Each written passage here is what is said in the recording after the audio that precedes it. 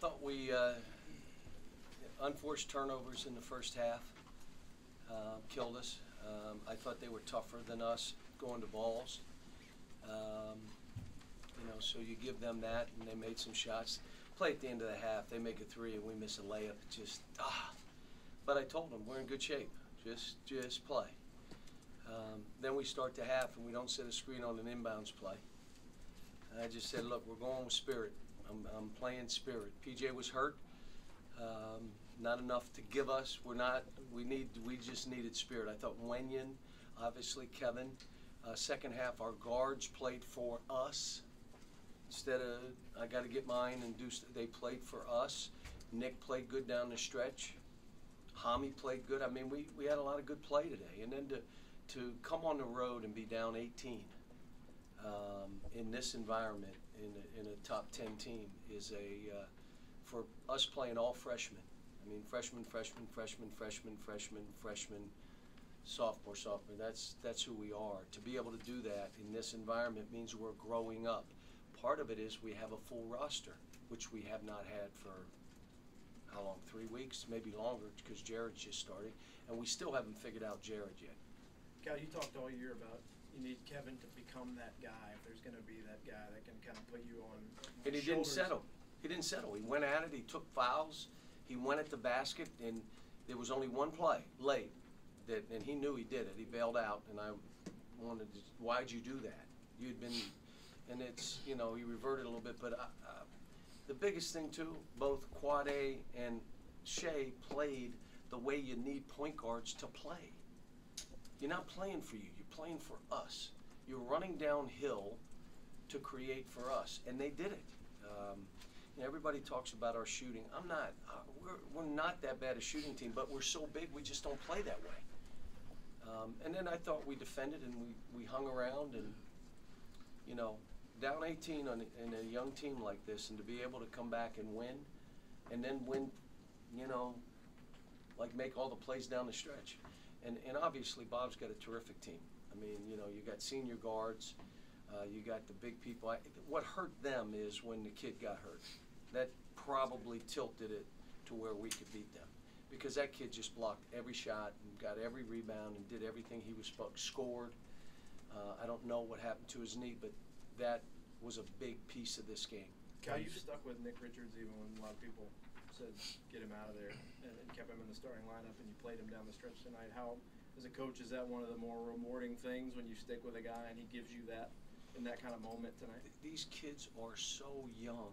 They have to know I'm for them and I'm with them and I love them. And but I'm going to hold you accountable. You have to hold yourself accountable. And if you don't, I will do it for you. You have to take responsibility for how you play. We only had one play today where a guy wouldn't take responsibility. And eventually I made him in front of the team say, my fault. He said, okay, thank you. And there was only one of those. We've had 10 of those. And it's all, look guys, they're being defensive because they're trying to figure out who they are as players.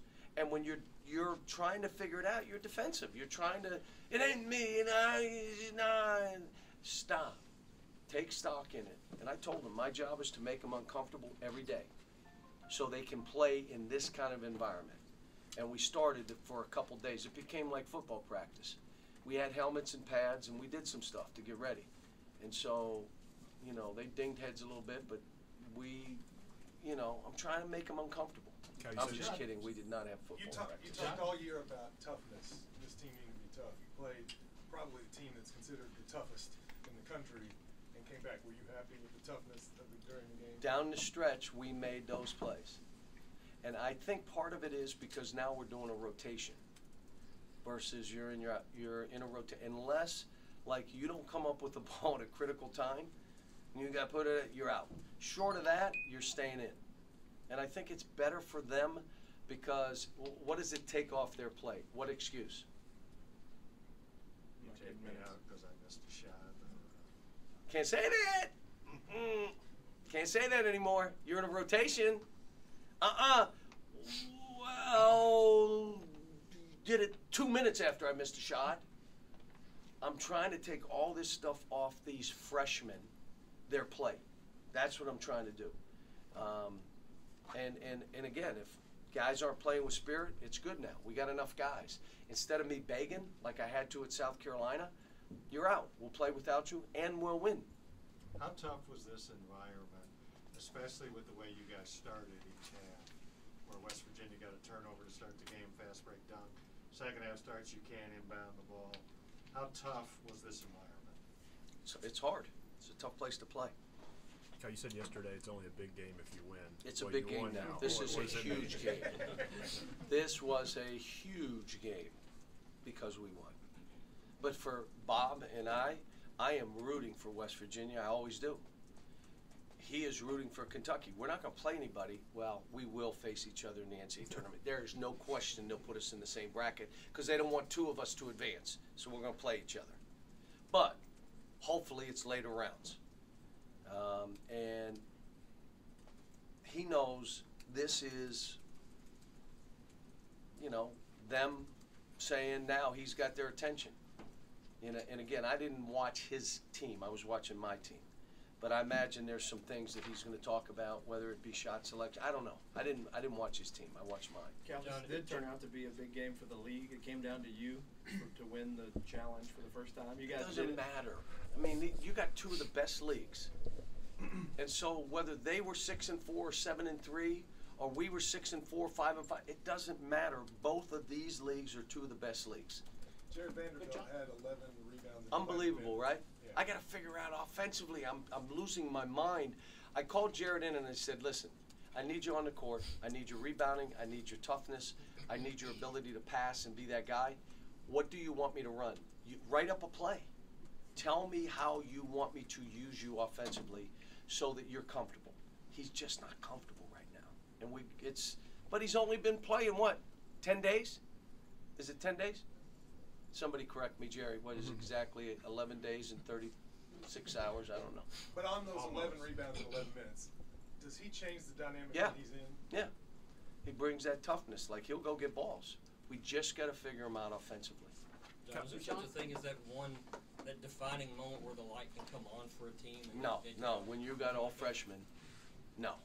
Now we got another tough league game Tuesday. We travel tonight. We'll get home at 11. We practice tomorrow. We practice Monday. We play a team that should have beaten us earlier in the year. And we're playing them. But John, I know it's not March, it's not even a conference game, but to see your young team respond like this in this kind of environment, how satisfying is that? I'm proud of them.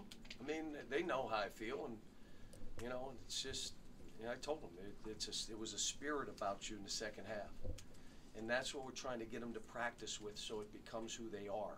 The other thing is, I want to go see the assists, not the assists for. I want to see how many hockey assists, how many assists for the foul, how many assists to throw ahead to the next one. The best play. Because we drove and threw it to Hami for a three. Now that guy was going to shoot that, but he threw it to Hami for a three. Hami makes it. You just made the game easy for Hami and you picked him up instead of getting it blocked and acting like you could have made it. That's what we're trying to get out of these guys. I need them to create shots and make the game easier for each other. And then the rest of it's toughness, fight, how we're playing, and Last question, You gonna wear guys. the pullover the rest of the year? pardon me? You gonna wear the pullover the You know rest what? of the year? I might. I might. It was, you know, it'd be nice to travel this light. Does Bob take luggage with him or no?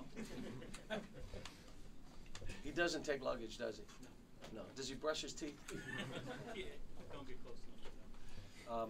And let me say this, and I know, you know, Bob is, they lost. If it was me, I know how I'd be feeling. But what he did the night before for his mother's charity, to do that before this game, and then ask me to be there, which is like, really? And he and I get in there and do what we usually do. But that's who he is. And I'm going to say it. I said it the other night at the fish fry. I've known him since he was 24. That's when I first met him. He was coaching at Walsh College. I knew him at West Virginia as a player, but I didn't know we had never met. he has never changed in all that time. He is the same guy. Sarcastic, funny, cares about his kids, coaches them hard and they love him because he tells them the truth, involved in the community. He's never changed. He's exactly the same guy. The dude's a Hall of Famer. I'll be stunned if he doesn't get in, and he is what a Hall of Famer. Forget about he's one of the best coaches in the last 30 years. Forget about that. He's also a great human being who cares about people and uses his position to leverage it to help other people. Now, you think about that. And I love that this state loves him. I mean, the people here love him, and they should. He's one of them. It's like I say in Kentucky. I grew up in Western PA. The people in Kentucky and Eastern Kentucky, those were my neighbors when I grew up. Just like my family's from Webster Springs, West Virginia. That's my mother's family. My dad's family came through Clarksburg, West Virginia, as a coal miner. And you do all know that there's a lot of Italians in Clarksburg, West Virginia. And, you know, so I think that's one of the reasons we respect each other and get along so well. We look at this and say, he's at his alma mater, and I'm lucky enough to coach at Kentucky. Can you imagine? All right, So, folks, thanks. Thank you.